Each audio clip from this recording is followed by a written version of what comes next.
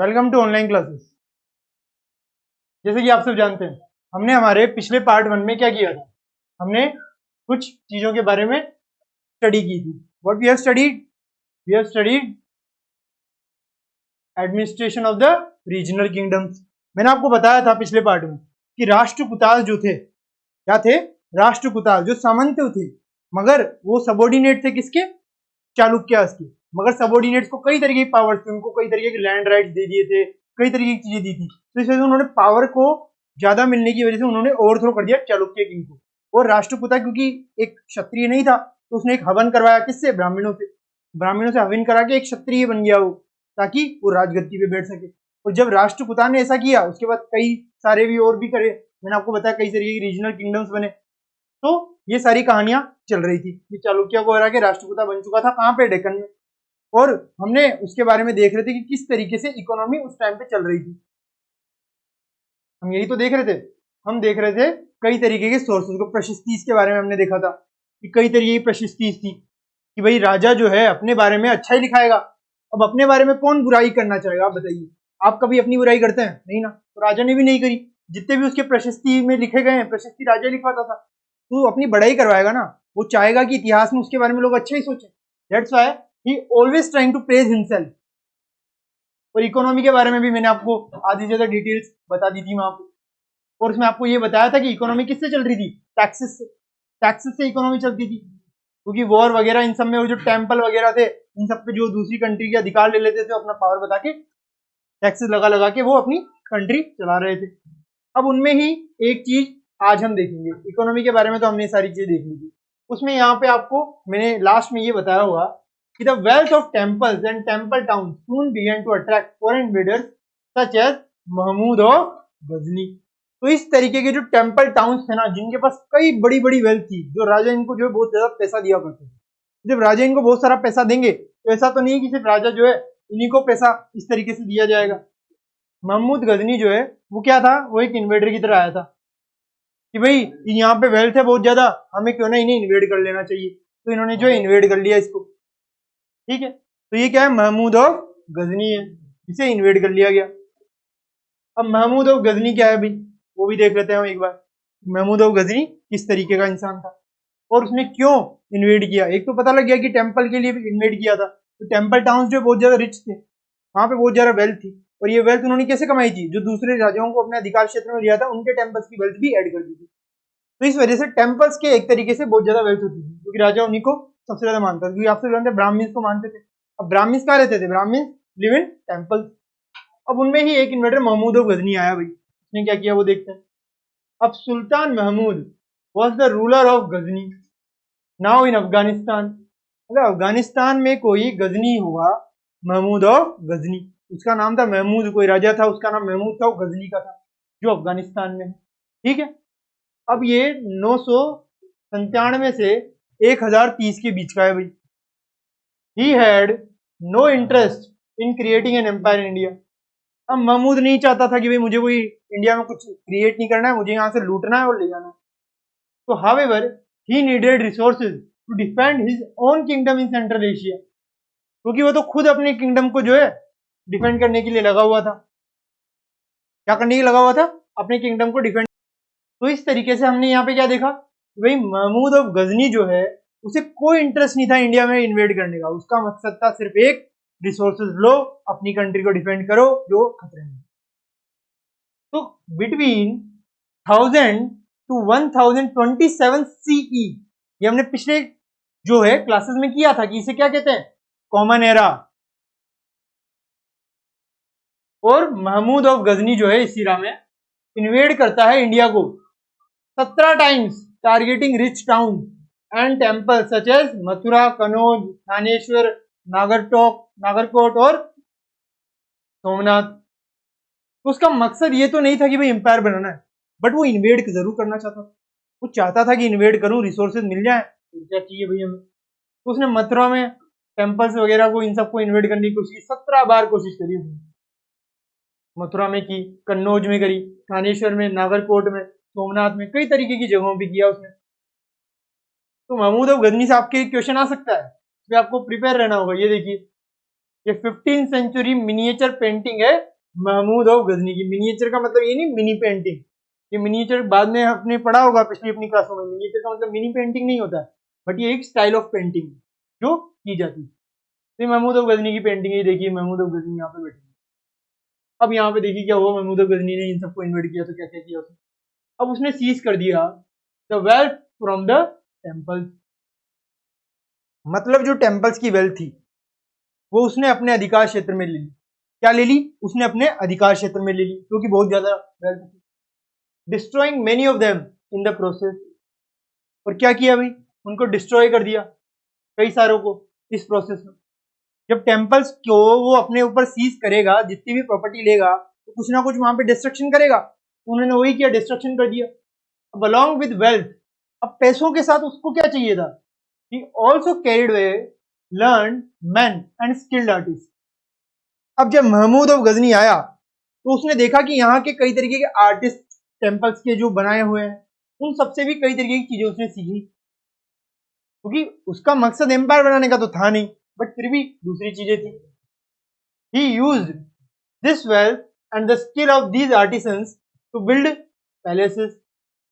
अब जब उसने ये सारी वेल्थ ली तो उससे उसने कई तरीके के पैलेस बनाने की कोशिश करी, और इसी वजह से वो लेता था। मॉस्क्यू बनाया। अब महमूद ऑफ गजनी अफगानिस्तान का था, अफगानिस्तान में मुस्लिम था, तो मॉस्क्यू बनाना चाहता था, क्योंकि टेम्पल से तो वेल्थ लेता और मॉस्क्यू बना रहा। अब कलीग्स इन गजनी, तो यहाँ पे क्या है, he use this wealth the skill of these artisans to build places mosques colleges in Ghazni. तो गजनी में कई तरीके की चीजें बनवानी थी उसको। अब चीजें बनवाने के लिए आर्टिस्ट चाहिए, अब आर्टिस्ट एक दिन में तो खड़े होते नहीं है, तो उसने क्या किया कि यहाँ पे जो टेम्पल टाउन्स के जो आर्टिस्ट थे उनको ले गया वो गजनी में, और वहां पे कॉलेजेस मॉस्क्यू ये सब उसने बनवा दी। अब ये तो हो गया भाई महमूद गजनी के टाइम का ये चीज। अब क्या है, इसी टाइम पे एक और बंदा आया जिसने कई तरीके के आर्टिस्ट है, वो क्या थे, एक था अल बरूनी। आप सबने इसका नाम सुना होगा, अल बरूनी। ये एक आर्टिस्ट था। देखिए क्या था भाई, ये एक स्कॉलर था, स्कॉलर। और Firdausi were two famous scholars of this court. तो जो अल बरूनी था और जो फ्री दोसी था, वो दो फेमस स्कॉलर्स हैं कोर्ट के। कोर्ट के क्या हैं वो, कोर्ट के दो फेमस स्कॉलर्स हैं।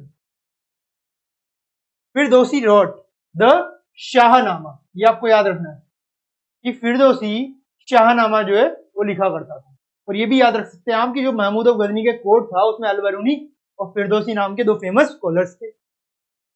अब फिरदौसी ने तो शाहनामा लिख दिया। अब क्या है भाई इसमें, which is about the history of Persia starting from the time of the legendary king Afrasiabi. तो पर्शिया का जो हिस्ट्री थी ना वो लिखी थी फिरदौसी ने अपने शाहनामा में। ठीक है भाई, लिख दी इसने यहाँ पे। अब आगे क्या किया फिरदौसी ने, Firdausi wrote the eulogy of Mahmud of Ghazni which he turned into a satire। तो सटायर के रूप में कई तरीके की महमूद ऑफ गजनी जो है ना उस पर उसने किताबें लिखी, क्योंकि अब राजा का कोर्ट में अगर कोई स्कॉलर है तो राजा की तारीफ ही करेगा। अब कुछ थे जिन्होंने तारीफ नहीं करी, मगर सब तो होते नहीं है, सारे सामान तो वही, तो कुछ एक्सेप्शन निकल के आ जाता था, वरना तो कुछ था नहीं। अब महमूद जो है वो क्या हुआ भाई, मर गया। He died in 1030 common era, वो डाइड हो गया, मर गया वो महमूद। अब जब वो मरा तो हिज एम्पायर कोलैप्स्ड, उसके मरते ही एम्पायर कोलैप्स हो गया। सून आफ्टर हिज डेथ, जैसा मैंने अभी आपको बताया। तो his attacks resulted in the Turks becoming aware of the way to enter India from the north west. अब उस पे जो अटैक्स हुए ना उन्होंने क्या रिजल्ट दिया कि Turks becoming aware of the way to enter India from the north west. अब जब महमूद आ गया इंडिया में, कोई ना कोई पास से आया होगा, तो जैसे ही पता लगा यार महमूद तो इंडिया में आ चुका है और वहां पे कई तरीके की चीजें ले लेके आ गया और यहाँ गजनी में बना दी, तो हम भी जा सकते हैं। तो वो भी चले आए, उनके पास भी कई तरीके के पासेस जो महमूद ने फॉलो किए थे वही फॉलो कर लिए उन्होंने, और वो पहुंच गए भाई नॉर्थ वेस्ट से। नॉर्थ वेस्ट मतलब वो राजस्थान पंजाब वाला जो एरिया है ना, कश्मीर वाला, वो वाला एरिया की बात हो रही है यहाँ।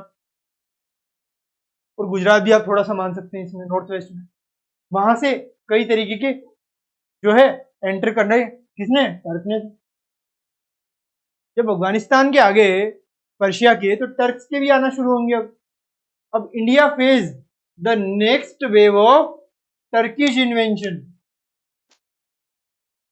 150 years after Mahmud of Ghazni death.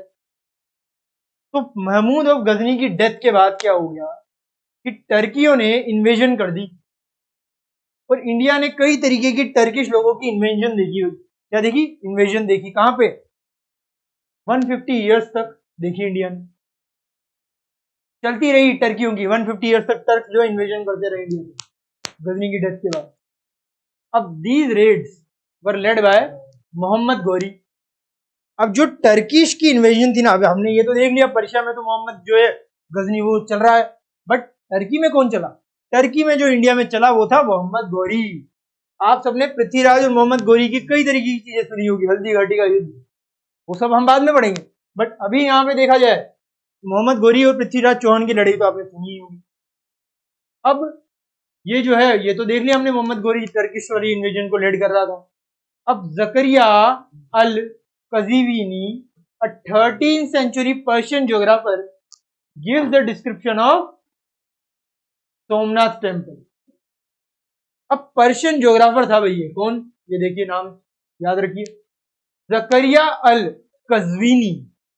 ये 13th सेंचुरी का पर्शियन ज्योग्राफर है, जिसने क्या दिया? डिस्क्रिप्शन दिया ऑफ सोमनाथ टेम्पल। कि भाई सोमनाथ टेम्पल है इंडिया में जो बहुत ज्यादा रिच हेरिटेज वाला है, कल्चर वाला है, इसके बारे में इसने जानकारी दे दी। And mentions its destruction in his book. और इतना ही नहीं, ये भी बोला कि भाई इसका डिस्ट्रक्शन भी हमने किया है, तो इसको बनाया होगा या नहीं होगा वो तो नहीं पता, बट इसका डिस्ट्रक्शन जो है तो पक्का हमने ही किया है। क्या किया है हमने? हमने इसका डिस्ट्रक्शन जो है वो कर दिया है। तो भाई ये तो पता लग गया डिस्ट्रक्शन हो गया। अब देखिए, अजाइब अल मखलूकात व गहरीब अल मजजूदात। ये आपको याद रखने की जरूरत नहीं, बुक का नाम है, बहुत ज्यादा कॉम्प्लिकेट नाम है, टर्किश लैंग्वेज में लिखा हुआ है। You don't have to remember this, you just remember कि पर्शियन ज्योग्राफर है ये जकरिया अल कजीमी। इसने कुछ बुक लिखी थी इसके बारे में, सोमनाथ टेम्पल के बनने के और उसके डिस्ट्रक्शन के बारे। ये आपको याद होना चाहिए जो टर्किश टाइम में हुआ। अब ये हमने देख लिया, तो महमूद खत्म हो गया, टर्की का गोरी आ गया। अब गोरी ने क्या किया भाई? मोहम्मद गौरी ने क्या किया? तो यहाँ पे है मोहम्मद ऑफ गौर। चलिए आ जाइए, मोहम्मद ऑफ गौर में हम देखना शुरू कर देते हैं कि भाई किस तरीके की चीजें यहाँ पे हुआ करती थी, ये भी हम देख लेते हैं। आ जाइए, Sultan Shahabuddin Mohammad Ghori was the ruler of Ghor. कोई घोर था टर्की का, वहां का रूलर था। वो क्या है? एक डिस्ट्रिक्ट है in present day Afghanistan. Turkey साम्राज्य बहुत ज्यादा बड़ा फैला हुआ है, तो कोई डिस्ट्रिक्ट होगा अफगानिस्तान में आज के समय में, वो वहां पे राज करता होगा। अभी is mostly known as Mohammad Ghori और मोहम्मद ऑफ गौर, क्योंकि गौर का राजा था, उसे मोहम्मद बोला था कि मोहम्मद ऑफ गौर है, अब उसका नाम उस वजह से क्या है? मोहम्मद गौरी हो गया था। अब ही जो मोहम्मद गौरी है came to the throne in 1173 common era. इस इरा में जाकर के कौन आया भाई? इस इरा में जाकर के आया हमारा Mohammad Ghori. He wanted to build a large empire in north India. North India में वो एम्पायर बनाना चाहता था, क्योंकि वहां से ही तो, नॉर्थ वेस्ट से ही तो कई सारे पासेस निकल रहे थे, जिनसे महमूद और गजनी आया, उसके बाद गौरी भी आ गया, पूरी इंडिया में एम्पायर बनाना चाहता था। गौरी का, महमूद और गजनी का तो कोई रोल नहीं था एम्पायर बनाने में, ये आपको याद होने चाहिए। कुछ चीजें जो आपको याद होगी तब जाके आप इसे अंडरस्टैंडिंग में आसानी होगी। And conquered Multan. अब मुल्तान को कॉन्कर कर लिया भाई इंडिया में, नॉर्थ इंडिया में। कुछ इन पंजाब, उसको भी कॉन्कर कर लिया गौरी ने। He was soon involved in conflicts with the then rulers of Delhi and Ajmer। Prithviraj III और पृथ्वीराज चौहान के बारे में तो आप सबने सुना ही होगा। तो दिल्ली से अजमेर का राजा पृथ्वीराज चौहान, आप सब जानते ही, कई तरीके के सीरियल्स बन चुके हैं। You all know this fellow called Prithviraj Chauhan. तो पृथ्वीराज चौहान, दिल्ली अजमेर का जो राजा है वो पृथ्वीराज, उन सबके बीच में कंफ्लिक्ट में इन्वॉल्व हो गया, कई तरह कंफ्लिक्ट हुए, क्योंकि पृथ्वीराज से एक बार हार भी चुका था, हारने के बाद हार नहीं मानी और दोबारा फिर जीत गया, ना धोखे से जीता, बट जीत तो गया ना। जीत जीत होती है, इंसान ये नहीं देखता कि भाई आपकी जीत किस तरीके से हुई है, जीत होनी जरूरी है। माना कि वो सही बात नहीं है, morally it is wrong, but जो जीतता है जनता हमेशा उसी के साथ जीतती है, ये फैक्ट। अब 400 टैक्सेस, ये क्या है भाई, ये यहाँ पे क्या बताया हुआ है, 400 टैक्सेस। एक बार चलिए देख लेते हैं। The inscription of Cholas ruled in Tamil Nadu refer to more than 400 terms of different types of tax. Tamil Nadu में कुछ चोलास रहे होंगे, उन्होंने इससे बहुत सारे टैक्स लगा दिए होंगे, उनके बारे में यहाँ पे बात करी गई। चलिए ये हमने यहाँ पे देखा है, the most frequently mention tax is vetti, vetti को टैक्स होगा। इस तरीके कई तरीके के टैक्स लगाए जाते हैं, 400 से ज्यादा, तो 400 टैक्सेस इंडिया में लगाए जाते थे। ये चोलास बहुत ज्यादा टैक्स लगाते थे और पैसा कमाते, ये यहाँ पे बात करें, आगे हम देखेंगे इसके बारे में भी। अभी हम कुछ और देख लेते हैं, प्रशस्तीज एंड लैंड ग्रांट्स। तो प्रशस्तीज के बारे में तो मैंने आपको पिछले पार्ट में बताया ही था कि राजा जो बोलेगा वही लिखेंगे। राजा अपनी तारीफ करता था और अपने आप को राजा अधिराजा कई कई बड़े बड़े उपाधियां टाइटल्स दिया करता था। तो prashastis contain details that may not be literally true. अब जो प्रशस्तीज होती थी ना, वो शायद ऐसी डिटेल्स रखती थी जो शायद ट्रू ना हो, मैंने आपको बताया था ट्रू हो भी सकती थी, नहीं भी, but they tell us how rulers wanted to depict themself as valiant victorious warriors. For example, अपने आप को विक्ट्रियस मतलब जीतने वाला मानते थे कि भाई मेरे से कौन जीत सकता, मेरे से कोई नहीं जीत सकता, इस तरीके की भाषा का प्रयोग वो करते थे लोगों के द्वारा प्रशस्ति में लिखाने के लिए।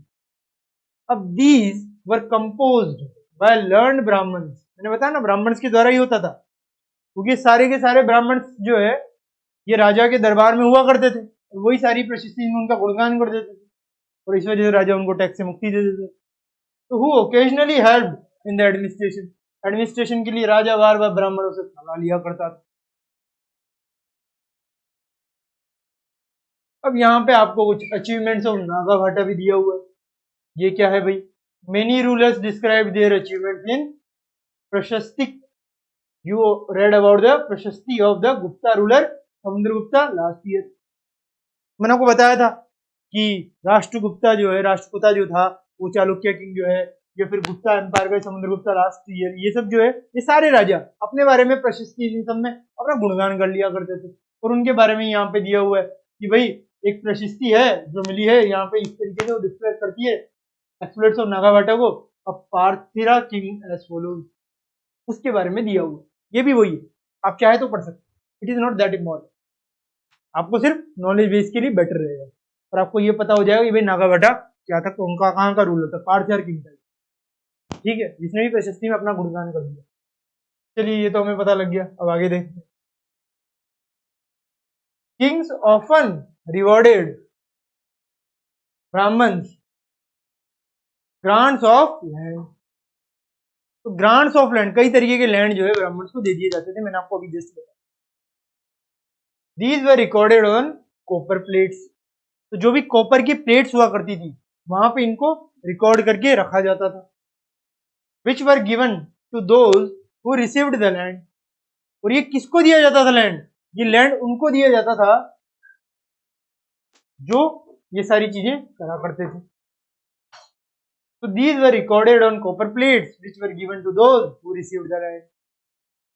कॉपर प्लेट दे देते थे इनको, क्या दे देते थे, कॉपर प्लेट दे देते थे, और उन पे बोला जाता था कि भाई लिखो, तो ये लिख लेते थे कि भाई कॉपर प्लेट दे रहे हो हमें, हाँ भाई तो चलिए लिख लीजिए, लिख लेंगे, और लिख लिया करते थे। अब आ जाइए ऊपर, ये देखिए इस तरीके कॉपर प्लेट थी जिन पे लिखा करते थे प्रशस्ति में। So this is part of the Tamil section of a land grant given by the Cholas. तो जो चोलास थे उन्होंने जो लैंड ग्रांट जो दी उसके बारे में बताया गया है यहाँ पे, ठीक है, तो आपको यहाँ से दिख रहा है कॉपर की है प्लेट से। अब आगे देखते हैं। Unusual for the 12th century was the long Sanskrit poem containing the history of Kings ruled over Kashmir. तो कई तरीके के कश्मीर के जो राजा हैं उनके बारे में हिस्ट्री भी है। 12th सेंचुरी में संस्कृत में पोएम्स लिखी गई है, जो बहुत ही अनयूजुअल था, क्योंकि संस्कृत में लिखी गई है वो अनयूजुअल था। It was composed by an author called Kalhana. तो कालहाना ने कुछ पोएम्स लिखी होगी, के बारे में यहाँ पे बताया गया है। He used a variety of sources, including inscriptions, documents, eyewitnesses accounts, and earlier histories to write his account. इसने भी अपने अकाउंट्स के बारे में बताया। हम क्या पढ़ रहे हैं? प्रशस्ति के बारे में पढ़ रहे हैं। तो ये सब जो है कालहाना, ये सब जो लिखा करते थे राजाओं के बारे में, कश्मीर के राजा, इन सब के बारे में। और इंस्क्रिप्शन में अलग अलग आई विटनेसेस सबसे पूछ पूछ के लिख दिया करते थे। कभी कभी तो राजा की बात ही मान लेते थे। Unlike the writer of Prashasti, he was often critical about rulers and their policies. मगर कालहाना की एक अलग ही छवि थी। कालहाना जो है वो राजा की कुछ बातें मानता तो था, बट कुछ बातें नहीं भी मानता था, और उसकी कई कई पॉलिसीज को उसने क्रिटिसाइज भी किया है अपनी प्रशस्ति में, जो बहुत ही ज्यादा अनयूजुअल है। अनयूजुअल क्यों है? कि भाई आप प्रशस्ति में राजा की बुराई थोड़ी करोगे, उसकी तो अच्छाई गुणगान करोगे। बट कालहाना तो गजब निकला। राजा के दरबार में आया, राजा ने बोला मेरे बारे में अच्छा बच्चा लिखो, उसने क्रिटिसाइज कर दिया। तो राजा चुप थोड़ी बैठता। पता नहीं कालहाना का क्या किया, इसमें तो बताया नहीं गया आपको, बट आप ही सोचिए क्या किया होगा। उसने को दंड तो देगा, ऐसे ही थोड़ी छोड़ देगा राजा। तो ये हमने देख लिया भाई प्रशस्ति के बारे में। और एक अलग से एक इंसान को देखा हमने, वो कौन था? कालहाना, जो लिखता था, क्रिटिसाइज करता था राजाओं को, कश्मीर के राजाओं को ज्यादातर क्रिटिसाइज किया। अब हम हमारा एक नेक्स्ट टॉपिक देखने वाले हैं, चोला किंगडम। हमने अभी ऊपर देखा ना, चोला किंगडम में चोलाओं ने 400 से ज्यादा टैक्स लगाए। 400 taxes has been imposed by Cholas. उस चोला किंगडम को हम देख लेते हैं भाई। तो चोला किंगडम में सबसे पहले देखेंगे चोला के एडमिनिस्ट्रेशन के बारे में।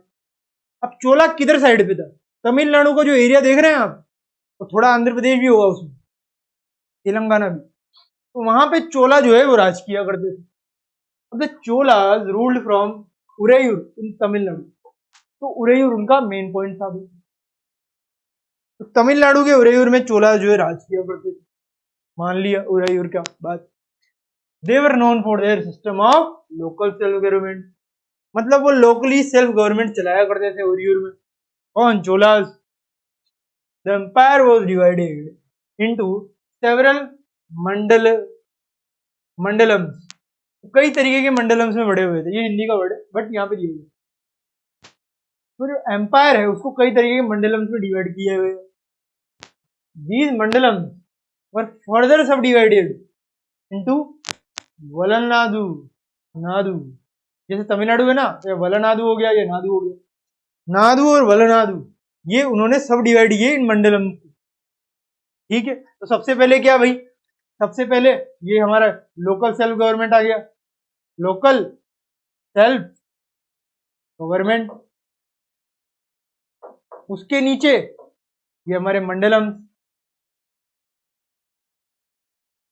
मंडलम्स के नीचे कौन आएगा?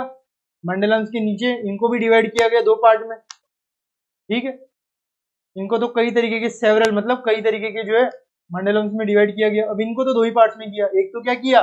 एक तो किया वाला नाडु, और एक क्या है भाई? सिर्फ नाडु। इनमें इनको डिवाइडेशन इस तरीके से दिया। अब a group of villages together was Nadu. जो विलेजेस का ग्रुप था ना, वो नाडु था भाई। और a number of nadus together was a valanadu. मतलब नाडुओं से मिलकर बने वाला नाडु। और नाडु जो है ग्रुप ऑफ विलेज है, ये आपको ध्यान होना चाहिए। तो ये हमने यहां से देख लिया। अब each village had the two assemblies, उर एंड सबा। तो जो विलेजेस है उनकी भी कई तरीके की असेंबलीज हुआ करती थी। ठीक है, एक तो थी उर और एक थी सभा। तो हर विलेज की एक असेंबली हुआ करती। ठीक है, कौन सी? एक तो उर, एक sabha. The ur comprise of all people of the villages who owned land. The sabha comprise of Brahmin of the village. यहां तक हमने यहां पे देख लिया। उर और सभा के बारे में। उर क्या थे, जो विलेज जो ओन करते थे लैंड, और सभा क्या था, ब्राह्मण्स के मिलके बना हुआ था। तो हमने ये थोड़ा एडमिनिस्ट्रेशन यहाँ पे देख लिया। अब बाकी जो एडमिनिस्ट्रेशन है उसमें कई तरीके के पॉइंट्स हैं, ये सारी चीजें हम हमारे नेक्स्ट पार्ट में देखेंगे। अभी तक जो मैंने आपको बताया है एडमिनिस्ट्रेशन के बारे में, वहीं से हम शुरू करेंगे। अब नेक्स्ट पार्ट में देखेंगे हम बाकी चीजों के बारे में। तब तक के लिए thank you very much, have a nice day.